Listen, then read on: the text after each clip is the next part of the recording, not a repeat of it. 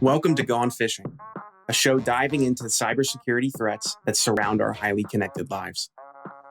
Every human is different. Every person has unique vulnerabilities that expose them to potentially successful social engineering. On this show, we'll discuss human vulnerability and how it relates to unique individuals. I'm Connor Swalm, CEO of Phin Security, and welcome to Gone Phishing. Hey everyone, welcome back to another episode of Gone Phishing. I'm your host, Connor, CEO at Phin, and I am joined once again by the amazing Adam Walter, founder and president of Humanize IT. Adam, how are you doing? Oh, I'm doing great. Folks, if you didn't see our last episode, we talked about humanizing IT, and as it turns out, companies are made of people, security teams are made of people. We're all humans. If you're not, feel free to DM me and let's talk about it. But I'm assuming a fully automated workshop. Yeah, silicon-based life exists here today, and we're just unaware because it's so realistic. It's a big conspiracy. I actually the best description of what are computers that I've ever heard of is humans taught rocks to think. And I was like, wow, actually I didn't think about it that way. It's like, yeah, we kind of did, didn't we? It's interesting. I've never heard that one. That's a good one. Yeah, you feel free to steal it. We've taught rocks to think, and now they're going to start thinking a little better with AI and all that. So we talked about humanizing IT, and we kind of queued up this episode, which is security through laziness. Yeah. What does that mean to you? As we talked about last session, the idea that there are three virtues, laziness, impatience, and hubris. And laziness is your ability to do things so well you don't have to do them again. And we think in engineering, that's a great thing. So we'll write a script. We'll spend 6 hours writing a script that saves us 5 minutes. And every engineer knows this feeling. You'll go through great lengths to be lazy. And so your users are the same way. They hate changing their passwords constantly. They hate having to inspect every URL that comes in every email. They're just trying to get their job done. So they'll go through great lengths to make their job easier. And if you're making it harder, they're going to start working against you. And so if you start adding layers of security on that make their job more and more difficult because it's best practice, they're smart. These are smart human beings that are employed at a good company that are going to find their way around it. You may think that this person on the end is, they're just dumb. No, you just have security practices that are annoying. People deal with a lot, but if you don't allow people to be lazy, then they're going to work against you.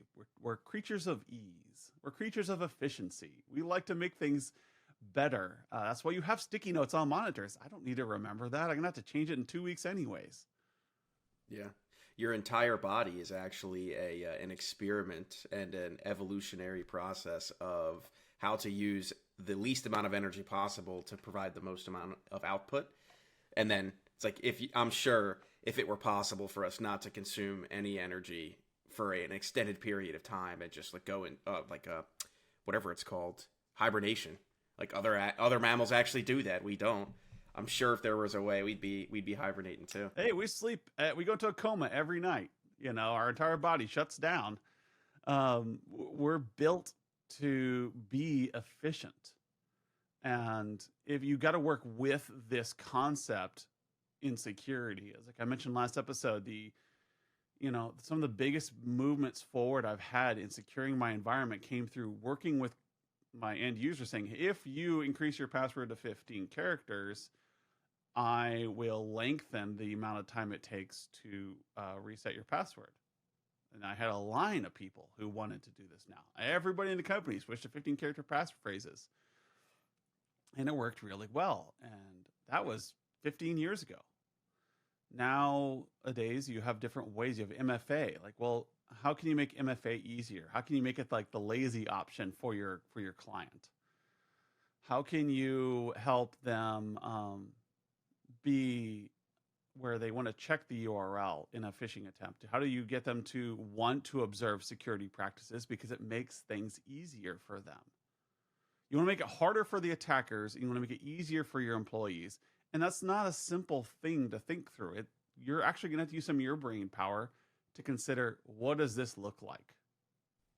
What is the most interesting example of laziness that you've discovered when it comes to security practices? And so you could take this anywhere you want. End user, security professional, good laziness, bad laziness, doesn't matter to me. Oh my gosh. I got some examples of physical security where somebody was, you had to key in. Like there's back in the day when you had to have a physical key, and you had to manage this key.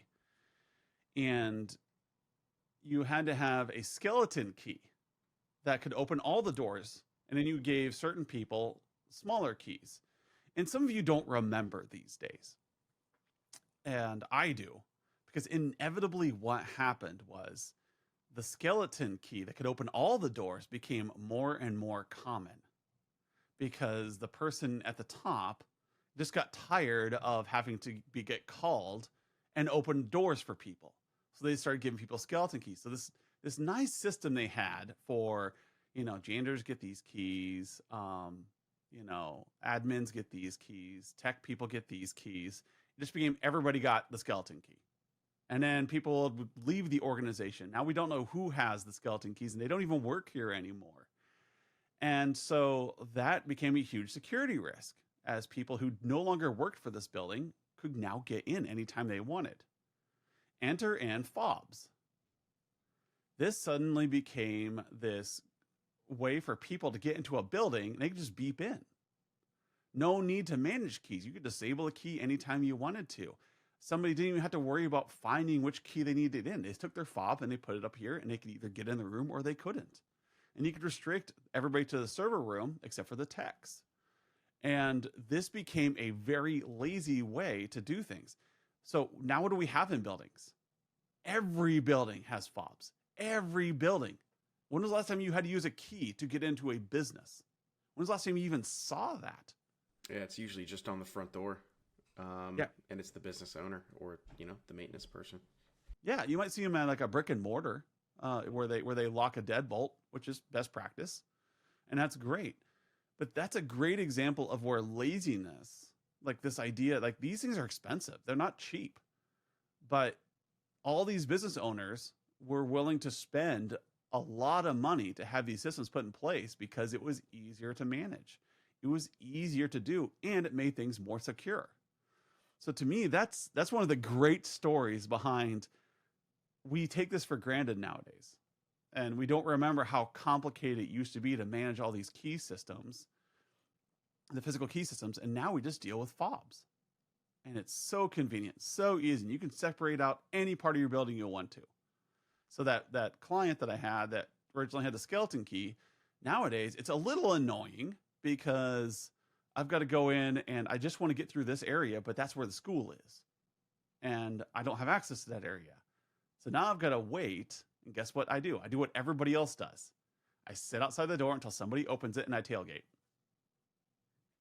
Because it's easier than calling the front desk or pounding on the door. I know if I wait 30 seconds, somebody's going to walk through here and they know me and I can just tailgate in. And so now security is breaking down because they've made it too hard. So how many people tailgate? So this is part of how security works through laziness. People will find a way to do their jobs the easiest way possible. So even though it's easier now, people are still looking for the laziest way. I'll just tailgate, much to the security admin's chagrin. Yeah. Well, I think you said in the last episode is security not designed for convenience is poorly designed security. I think I'm paraphrasing you, but you said it better. I believe that to be true, just from the standpoint of technology exists to make things more convenient. And there's this security is not often called security. It's called the Department of No. And honestly, those assholes, it's like that's literally how most security people get described. I think largely because there is little communication. Nobody else that I know has taken roles over to people not in the security team and saying, what are you doing? What do you hate? What do you not hate? Do you like me at all? Do you like anyone on my team? Why not? What's going on? It's like just asking those questions for 15 minutes a week would probably, steal another thing. Humanize security.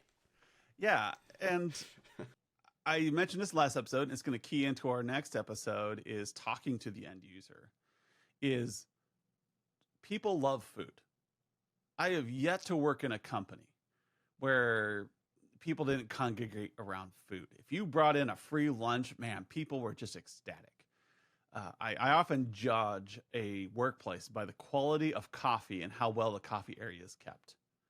Is a direct correlation to how well they treat their employees and how much they care. So when I come into an organization, and there was one that I worked at, and I mentioned this last episode, I brought in donuts off of my own paycheck. I paid my $20 a week to buy donuts and walk into a division and just sit there and chit chat with them. And the idea there was, I mean, I'm being absolutely lazy here, right? I'm just bringing in donuts and I'm sitting down. I should sit down and I should design a nice PowerPoint or a nice presentation where I come in and do a meeting with the department and discuss the security topics of the day and get feedback. No, I walk in with donuts. I sit down at the nearest table in that department and I just let people start swarming over to me. And we just start talking about the day, and they know that I'm the security manager. And eventually the topic turns over to, okay, why do we have to use LastPass? You know, why do we have to do this? I'm like, well, what's so bad about it? Like, well, I log into another computer and it doesn't come up right. I have to install the plugin, blah, blah, blah. I'm like, write a note, you know, talk to the sysadmin. And, you know, how can I make this easier for them? And all of a sudden people are like, man, my passwords just work everywhere. Like, now I've increased security. Everybody's got unique passwords. They're using a password generator now because they know that LastPass or the KeyPass or whatever they're using is making it so they don't have to remember passwords anymore. And all they have to do is do one thing and they don't have to remember all their passwords. Now they're willing to generate random passwords that they don't even know. You know, if they were captured by a James Bond villain, they couldn't give up the password if they wanted to. I actually went through an exercise like this yesterday. So I have a TV right here to my left, and I was trying to log into my Hulu account. And I use a Hulu's the password worst. manager. And I'm sitting there with this dumb little remote. It's not a key, it's a little dumb remote, and it's like, pull up on my phone. Okay, authenticate into my password manager. All right, pull up Hulu. I'm like, this is a 26-digit long password with special characters, uppercase, lowercase, numbers, letters, you know, throw in a Greek alphabet here and there. No, I'm kidding. But, like, it took me, like, no exaggeration, 4 or 5 minutes to type the password in. Hit enter. Password incorrect. I was like, I'm about to just not watch Hulu. It's like, I don't care about this. Yeah. That's a laziness, right? It's just too frustrating. And or you're sitting there going, I'm just going to make this password simpler. That's it. Both of those thoughts crossed my mind. And you're a security person. Yeah. Like you are a security minded person at a security company, and this is crossing your mind. Like I have the same thing. I had Hulu because Hulu's constantly logging out on my Fire Stick everywhere. And it drives me nuts. And then so I love when they give you an option, authenticate on a computer. So they did that because my password manager's over here and I can just do it really quick.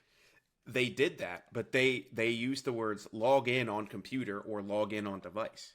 So this is another lesson in end user behaviors. I'm thinking, well, no, I don't want to have to get up. I don't want to have to walk over here, boot up my laptop. Like I'll just log on the device. It's like, that'll be less painful. Yep. So then actually what I did is I was like, all right, screw it. Now it's more convenient to get on a laptop. And it's like, oh, just put this code in. I was like, why didn't you just tell me that from the beginning? Why'd you tell me I had to log in? I do it on my phone. Yeah. I'm lazy. I don't want to get up. I'm on my comfy couch. I just want to watch. Yeah. I just want to watch my movie. Yeah. You know, I'm here with my kids. You know, we're all sitting back. We're relaxing. And I don't want to walk over to my workstation. I've got this huge workstation here with all these windows. Like, no, that's noise. I'm out for the evening. Like if I sit down there, I'm going to get really into something. And it's going to take me 10 minutes. No, so I get on my phone. I'm like typing in there trying to get going. And it's that laziness factor. Like now we've reached an area where I want to use a long password. But now it's getting annoying. And they got to get back to that streamlined feeling, that tokenized feeling Like, how do we make this secure while making it easy? Yeah. And that's why you make the big bucks in security, because There it's were- hard. It's hard to think through that. It's easy to make something secure. Just turn it off. There Even was then, I worked in critical infrastructure. Even then, that's not a guarantee. No. So, what we have is, how do we make things secure while working with the human's desire to make things easy? That should be a core principle of every security professional on the market. How do you make things more secure while appealing to the user's laziness? It's true. I forget who I was talking to with this about this, but it was a security professional, and they made the statement: any security, when implemented, if it increases the level of inconvenience in the end user's lives, it should be treated the exact same way a security tool would be if it needed an increased budget. And then his follow-up statement was, that means it'll never get approved. I was just like, oh, actually, yeah. It's like, why does security exist? It's there to secure the convenience. It's not there to be obtuse. It's there to secure the level of convenience that exists today. Yeah. Interesting. For folks who wanted to learn a little bit more about you or Humanize IT, where would you suggest they go? I'm going to keep it quick and simple. Go to humanizeit.biz or follow us on LinkedIn. We put a lot of educational materials out there to help your business, your MSP grow. Awesome. For folks listening or watching, we will have links to all that in the show notes for you to connect with Adam and connect with Humanize IT. Please take a look, reach out, and give him your best story on when laziness had a good or a bad impact. I think that would be awesome. Yeah. Adam, thanks so much for joining me today. It was a blast. Thank you. Anytime. Folks, thanks for listening and watching. We will see you on the next episode. As always, everyone, thanks so much for tuning in to Gone Phishing. If you want to find out more about high-quality security awareness training campaigns, how to launch them in ways that actually engage employees to change their habits, then check us out, Phin Security, at phinsec.io. That's phinsec.io, or click all of the wonderful links in our show notes. Thanks for fishing with me today, and we'll see you next time.